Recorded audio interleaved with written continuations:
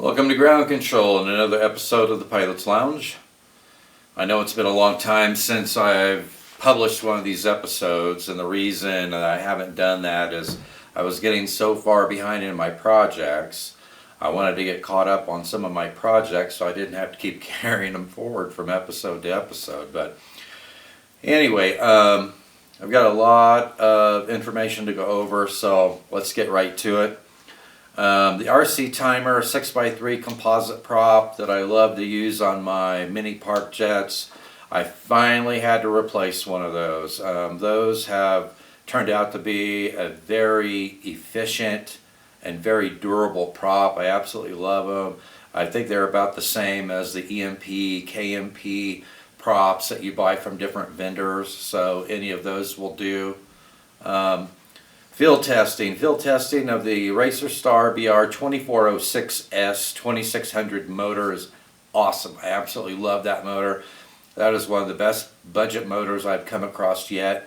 That's my favorite motor to use on a 3S setup in my Glue and Fly Series F22 Mini version 3. Just plain absolutely tears through the sky with that motor and a 6x3 composite prop that I just spoke about. Continued field testing of the Racerstar BR1407 3500 kV motor, which I have installed in the Glue and Fly Series F22 Micro version 2. Another great motor that produces a lot of thrust with good efficiency.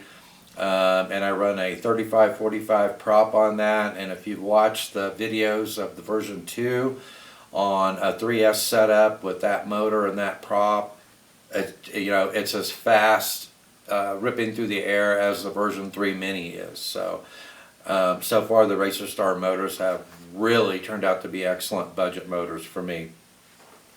The Glue and Fly Series F22 Mini version 3 is just, I just love that mini park jet. I've got quite a few flights on it now. I'm doing field testing right now of the Racerstar BR2508 2522 kV motor. It's 11 grams heavier than the 2406S, but it's a little more efficient. You know, it pulls fewer amps, 2 fewer amps at full throttle than the 2406S does. It basically has the same top end on a 3S, a little bit less on the mid-range than the 2406. So the 2406S 2600 kV motor is still my favorite motor for the Glue and Fly Series F22 Mini version 3. Now I've just recently got some 4-cell lipos that will work in that park jet. So I'm going to be doing some bench testing first with the 2508 Racerstar motor on 4S, because I think that motor, that's where it's going to shine, I think, is on a 4-cell. So I'm going to be using that motor to do some 4S testing on the version 3 as well as the 2406S, and we'll see which one comes out on top on a 4S setup, but I'm almost betting that's going to be the 2508 that's going to come out on top. But only field testing will prove that. Bolentex Ranger G2 motor thrust angle mod, flapper on setup, test flights with the 8x4 prop. I wasn't too happy with the 8x4 prop when I first took it out and flew it, but you wouldn't think that the thrust disc would be that much different going from a 7x5 to an 8x4 prop. But the 8x4 prop proved that the thrust plane was different enough that I needed to trim that plane out again. So once I got that plane trimmed out, I like it now with the 8x4 prop. I prefer it with the 8x4 prop over the 7x5. It's got more thrust. It should be more efficient than the 7x5. And if you watch any of the videos and watch the loops and rolls with that plane, yeah, it definitely has plenty of power now. So I'm really liking that.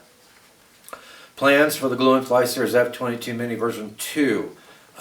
We have released that to subscribers of our YouTube channel as well as patrons. Patrons have had access to those plans for quite a while, but now that we've published the version 3, we're also making the version 2 available for YouTube subscribers. There will be information in the show notes on how to get those plans and the associated documents.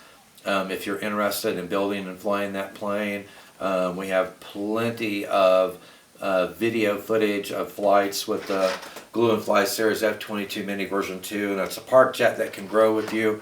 If you're transitioning over to planes, or if you've never flown a park jet before, you can set this up with a 6x4 prop and a 2-cell LiPo and go out and fly it in a trainer setup, or you can put a 6x3 prop on it and a 3-cell, and it will just absolutely rip through the sky. So as your skill level grows, you can switch from a 2-cell setup to a 3-cell setup, which is what we designed it for, and it works out great. It was my training plane. So if you're interested in that, look for that. And we also, in the show notes, I believe I have links to all the components that I use in this plane. So watch the flight videos and you'll see what I'm talking about. RC converted EPP glider, the Chuck glider. We updated the plans and the diagrams for that plane and made those available.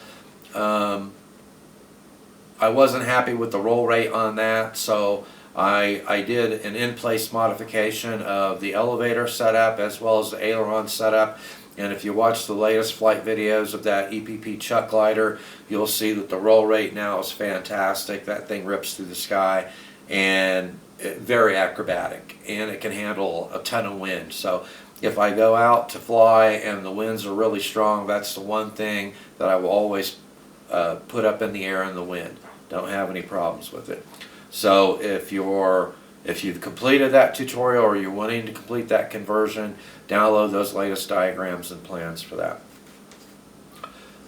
Crash report. I was out testing the F-22 Mini version 3. I was doing some practice circuits with it on the 3-cell LiPo. I was getting ready to do my first field test with a 4S setup in it. I was going straight and level, about 30-35 feet in the air, about 150 meters out from myself, just going back down, getting ready to complete another circuit, and all of a sudden everything went dead. I had no control, the motor shut down. Luckily I had it all nice and trimmed out, so it kind of just nosed down and hit the dirt and wrinkled up the nose. I've got the old part of the damaged part of the fuselage cut off of it. I've got to build a new part and assemble that again. I'll be ready to fly again. But it's one of two things happen. Either one of the voltage regulators that I used to convert the OPTO ESC went down, or the receiver went down. Because even if the speed controller went down, I would still have power going to the receiver and to the servos, and I didn't have any power anywhere. So it was one of those two things, and I'll have to test those components to find out exactly what it was, and then I will update you guys with that information. Okay, so I'm still working on the Glue and Fly Series backyard indoor plane. It's a little biplane. I've already got most of the modifications done to the plans. I just need to set aside time to cut everything out, reassemble it, and test it out again. So hopefully I will have that completed for the next episode. Chuck glider with a tractor motor. I'm not sure if I'm going to have time to do that before the next episode, but that is still on my plate. That's still a project that I want to do and get completed, especially after having the pusher set up working so well. I really want to get the tractor version done because I think that's going to be a fantastic flying little plane.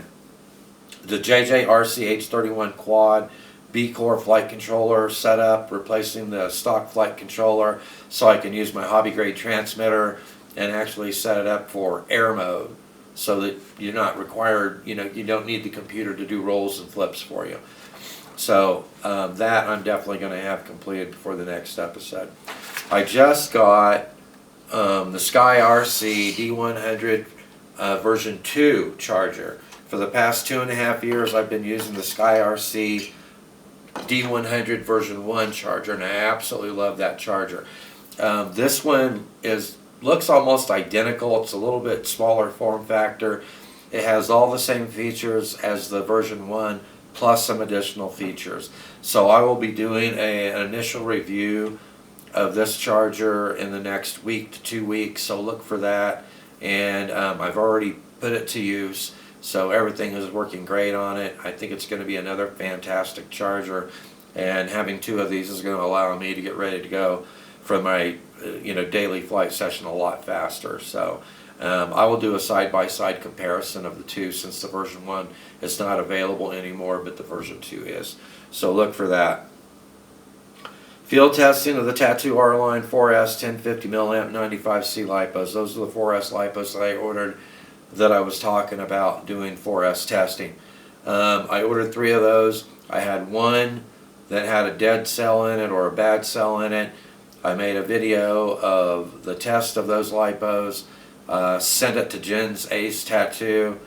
They looked at it, sent it to their technicians. I had no problems with their customer service. They sent a replacement. I checked it out. Everything's good to go.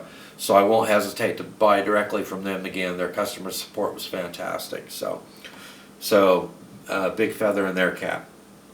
Okay, I still have a lot of props to test.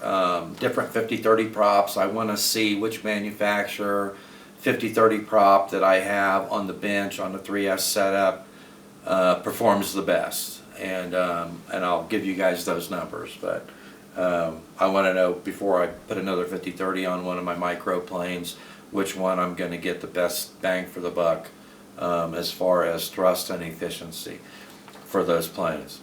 And also 60-40s. I'll be testing out different manufacturers' 60-40 props on 3S and 4S setups to see which one provides the best thrust and efficiency. So look for that. I finally received my 9x3/8 props to test on the Racerstar 2208 1400 kV motor. I've already tested it with an 8x4, an 8x5, I think a 9x5, and looking at all those different numbers, I think that the 9x3/8 prop is going to be the sweet spot for that motor on a 3S setup, which I want to use on some of my larger planes. So I'm going to be doing bench testing with that prop, and we'll see. We'll see what those numbers come out to, but I will publish when I publish that number, I'll give you all the thrust numbers on the other props that I've tested with that motor. Volantech Super Cub. The more I fly this plane, the more I like it. I have done the tutorial on replacing the single 9-gram servo with two 4.4-gram servos so that you can program flaperons in it. I like that setup. It enables me to bring it in for a landing a lot more slowly. I can fly it with the flaps deployed at 35% throttle, and without the flaps deployed, I'm about 45% throttle. So it's a big benefit in providing additional thrust and being able to slow it down to bring it in for a landing. I also have 2 or 3 additional minor modifications I've made to the plane. I've got one more modification that I want to perform on this plane yet, and then when I get that complete, I will post a video explaining all 4 of these modifications, how to do them and why I did them.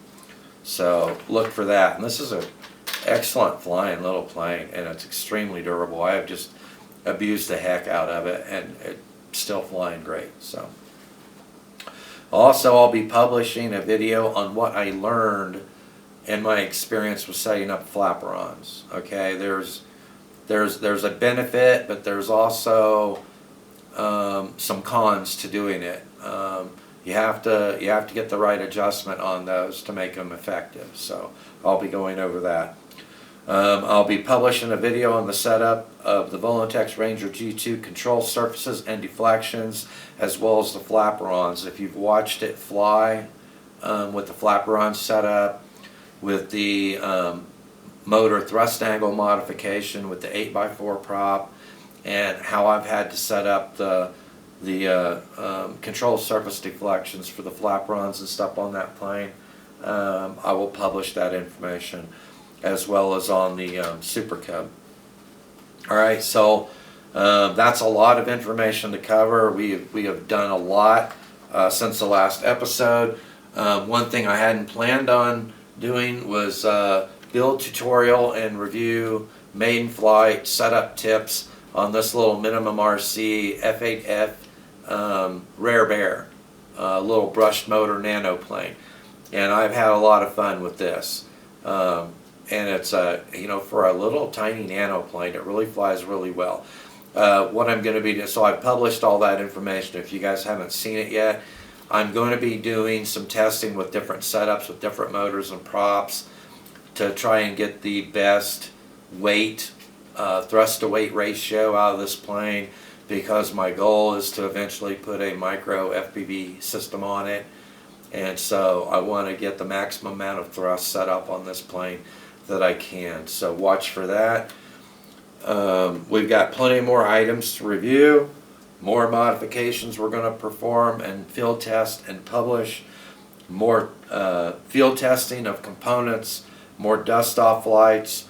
I want to thank all of you who have used our affiliate links when you make your purchases. Every little bit helps us out tremendously. It helps us maintain the YouTube channel. It helps us do these modifications and testing of these planes, test power setups, all that stuff that we do. It really helps us out. So I want to thank you guys a bunch. So thank you for watching. Please give a thumbs up. Don't forget to subscribe. Don't forget to check out our Patreon site. We have a lot of free content there as well. And I will see you in the air.